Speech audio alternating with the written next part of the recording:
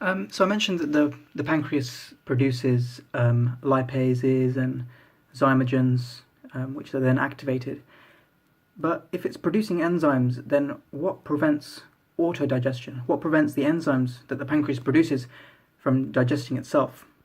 Well, first of all, it secretes the zymogens, which are inactive because they're precursors. Ogens implies they're precursors.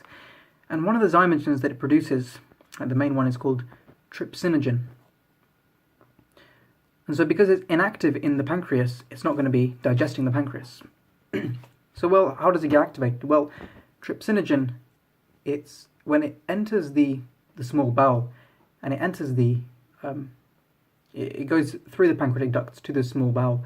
It's activated by an enzyme called entero means intestine, kinase adds a phosphate group and activates it in the small bowel. So it's activated by enterokinase in the small bowel. And when trypsinogen is activated, it becomes trypsin, which is an active enzyme to digest the proteins. And what trypsin does is not only does it digest proteins, but it also activates the other zymogens that the pancreas secretes. So essentially, trypsin is activated by enterokinase in the small bowel. And trypsin is a zymogen. And when it's activated, it then activates all the other zymogens. So that's one way that the pancreas prevents autodigestion. The next way is, well, when the zymogens are packaged in the acinar cells of the pancreas, they're also packaged in the granules with an enzyme inhibitor called spink1. And spink1, the enzyme inhibitor, is co-packaged in the granules with the enzymes, lipases and zymogens, to prevent activation, prevents premature activation. So that's the next way that it prevents autodigestion. Enzyme inhibitor, spink1, is co-packaged. Also, the low pH and the condensed zymogens, the zymogens are very condensed, packaged very tight in the granules of the acinar cells, and the low pH due to the bicarbonate secretions of the duct cells. This environment limits enzyme activity. Finally, the fourth method of preventing autodigestion, well, the granules themselves that the zymogens and enzymes are within, the secretory granules, they're impermeable to the proteins, to the enzymes. And so the zymogens and the other enzymes, they're separate from the cytoplasm. They can't leave the granules because the granules are impermeable. So what prevents autodigestion? Well, the zymogens are inactive and then they're activated later, and then auto-activated by trypsin. They're co-packaged with enzyme inhibitor, and there's a low enzyme the environment limits the enzyme activity, and the granules themselves are impermeable. Now, if these mechanisms fail and the enzymes somehow are activated within the pancreas, then autodigestion is going to occur, and what this is it's called acute pancreatitis. So let's have a look at what happens. Well, like I said, the trypsin is activated within the pancreatic acinar cells. Why might that be? Well, the causes is get smashed, right? G for gallstones, E for ethanol, and then trauma, steroids, mumps, autoimmune, scorpion sting, hypercalcemia, various, and ERCP, which I'll come on to in a second, and various drugs. So the main two ones are gallstones and ethanol. So gallstones and ethanol get smashed, which causes phase 1, which is trypsin is activated. Well, trypsinogen is activated, and the trypsin activates the other pancreatic, within the pancreatic acinar cells. And what that does is it causes phase 2, which is intrapancreatic inflammation. So the pancreas itself becomes inflamed. What does this do? Well, it causes phase 3. And phase 3 is extrapancreatic inflammation, so inflammation of organs outside of the pancreas. And what does this result in? Well, it's resulted in systemic sepsis, which is infection of the many systems, and multi-organ failure. So it's very, very serious. Now, what are some of the features of acute pancreatitis caused by the premature activation of the enzymes and the autodigestion? Well, the intrapancreatic inflammation results in a 3 times higher serum lipase and amylase.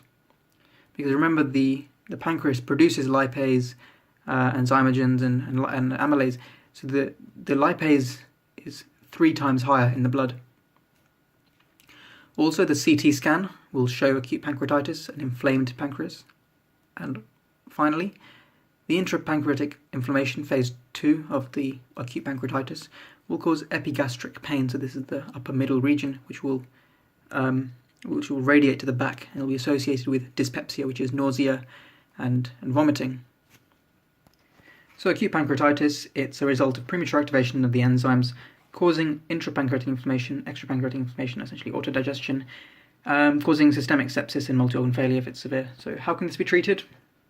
Well, treatment will depend on whether the pancreatitis is severe or mild. If it's mild, and it is mild in 80% of the cases, then you're going to need pain relief and nasogastric tube to reduce the inflammation.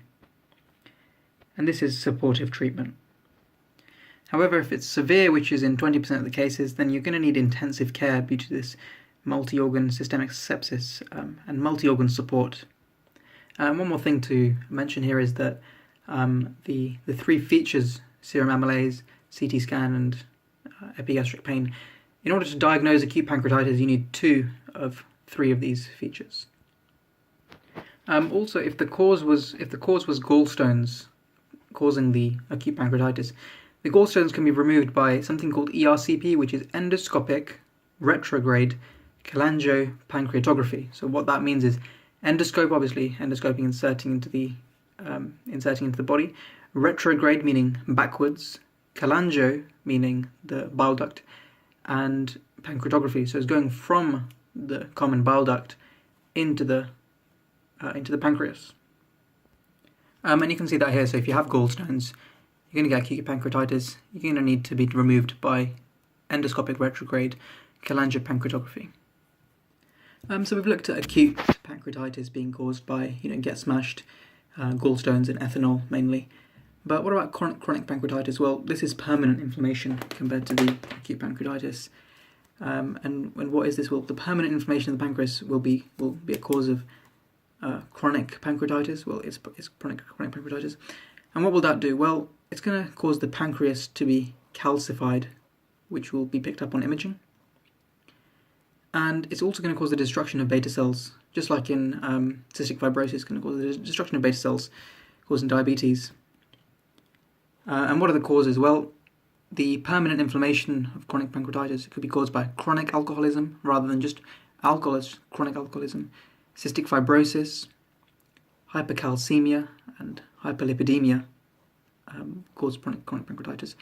And to remove the hypercalcemia, the calcium calcification buildup, again you can use endoscopic retrograde cholangiopancreatography. So this chronic pancreatitis, well, how can it be treated? Well, because the pancreas, remember, it produces the enzymes amylase, pancreatic lipases, pancreatic proteases, you're going to need nutritional support, because you're not making those enzymes, you're having a malabsorption, so you're going to need nutritional support. Also, you might need to be given these pancreatic lipases orally or in some other method. IV hydration, why? Well, if you're not making the pancreatic enzymes, then you've got a lot of food and chyme in the gut, so water is moving out of your body into the gastrointestinal tract, so you're going to get dehydrated, so you're going to need IV hydration. Also, the pain's going to be very severe, epigastric, radiating to the back, so you're going to need pain management. And also, you're going to require low-fat meals, because you're not making enough lipases to deal with the fat, so you need low-fat meals. And this is just a reminder of endoscopic retrograde pancreatography. What does it do? Well, it's endoscopic retrograde cholangio, so bile duct to the pancreas. It enlarges the ducts, and you place a stent in it and drain pseudocysts.